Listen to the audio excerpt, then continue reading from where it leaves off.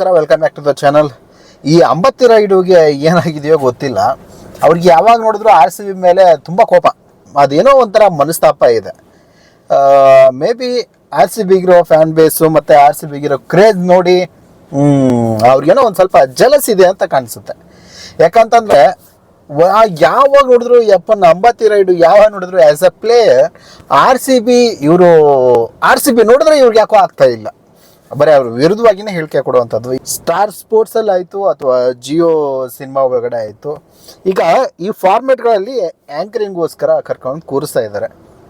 ಕ್ರಿಕೆಟ್ಗಂತೂ ವಿದಾಯ ಹೇಳಾಯಿತು. ಸೊ ಇದನ್ನಾದರೂ ಮಾಡಲಿ ಅಂತ ತಂದು ಕೂರಿಸಿದ್ರೆ ಇಲ್ಲೂ ಕೂಡ ಆರ್ ಸಿ ಬಿ ಫ್ಯಾನ್ಸ್ಗಳನ್ನ ಎದುರು ಹಾಕೊಳ್ಳುವಂಥ ಕೆಲಸನೇ ಮಾಡ್ತಾ ಇದ್ದಾರೆ. ಹೋದ ವರ್ಷ ಆಗಿರ್ತಕ್ಕಂಥ ಮ್ಯಾಚು ಇವ್ರಿಗೆ ಹೆಂಗೆ ಉರಿಸ್ಬಿಟ್ಟಿದೆ ಅಂತಂದರೆ ಸಿಕ್ಕಾಪಟ್ಟೆ ಉರಿ ಬಂದ್ಬಿಟ್ಟಿದೆ ಅವ್ರಿಗೆ. ಆ ಮ್ಯಾಚ್ ಕ್ಲೋಸ್ಲಿ ಬಂದು ಸಿ ಎಸ್ ಕೆಗೂ ಮತ್ತು ನಮ್ಮ ಆರ್ ಸಿ ಬಿಗೂ ಭಾಳ close match.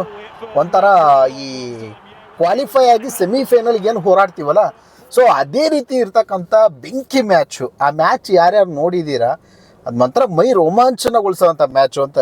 50 crore plus views ಆಗಿರತಕ್ಕಂಥ ಫಸ್ಟ್ ಮ್ಯಾಚು ನಮ್ಮ ಐ ಪಿ ಎಲ್ಲಲ್ಲೇ ಯಾರಿಗೂ ಇಲ್ಲ ಗುರು.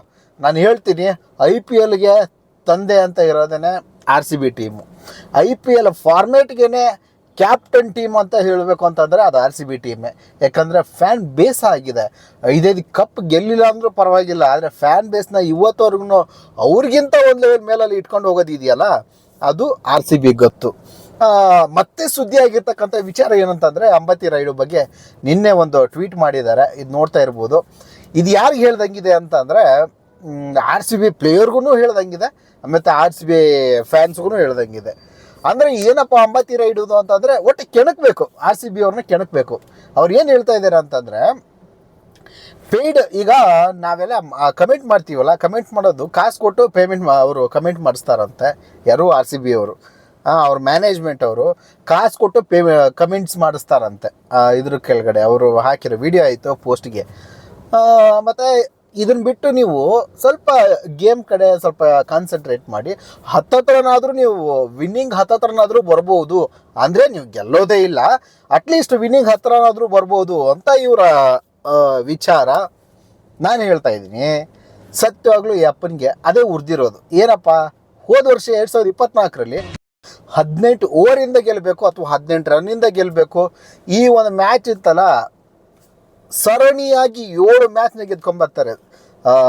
ಹೋದ ವರ್ಷ 2024ರಲ್ಲಿ ಆರ್ ಸಿ ಬಿ ಸ್ಟಾರ್ಟಿಂಗ್ ಒಂದು 2-3 ಗೇಮ್ ಗೆದ್ಬಿಟ್ಟು ಆಮೇಲೆ ಕಂಟಿನ್ಯೂಸ್ ಸೋಲ್ತಾರೆ.